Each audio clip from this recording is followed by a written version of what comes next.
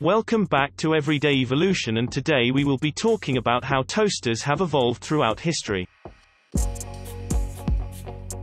Toasters are everyday items that are used by people all around the world. Toasting bread has become just a simple everyday thing. Put some pre-sliced bread into a toaster and after a couple of minutes, your breakfast is ready to go. Well, it wasn't always that easy. Before toasters were invented in 1893, people had to place a slice of bread on a long fork or metal frame and hold it over a fire or on a gas stove. The first electric toaster was invented in 1893 by Alan McMaster in Scotland. He called it the Eclipse toaster and it was manufactured by Crompton & Co. It toasted one side of the bread at a time and needed one person to manually flip the piece of the bread. 26 years later in 1919, the world saw the first pop-up toaster. It was Charles Strite, an American inventor, who came up with the brilliant idea for a pop-up toaster. This allowed both sides of the bread to be evenly toasted at the same time.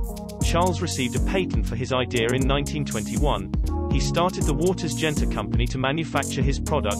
Since this is the toaster we use today, Charles is considered to be the person who invented the toaster.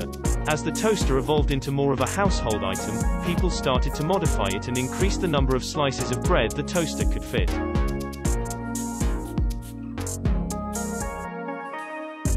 In 1926, Charles Strite's company started to manufacture Toastmasters. It was a redesigned version of the original pop-up toaster.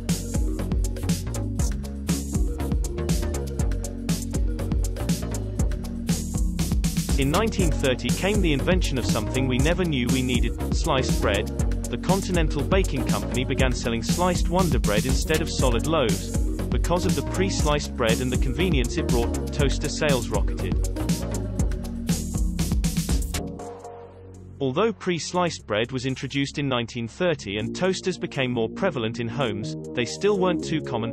The average price in the 1930s was $25, equivalent to around $400 today. However, in the 1960s, things started to change. Average prices of toasters started to drop. Toasters were designed to be more compact, which freed up more counter space. With those contributing factors, toasters became a lot more common to see in homes.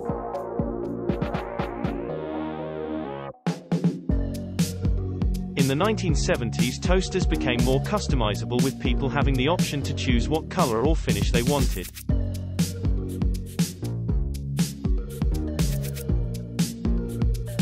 Toasters in the 1980s were being built with heat-resistant plastic. The development of this new material at the time offered more options for the design of the toaster. During this time, toasters were also being manufactured with wider slots to accommodate for thicker slices of bread and bagels. Nowadays you are able to get toasters in many different colors, shapes, and sizes. You can also get toasters that have many different toasting levels.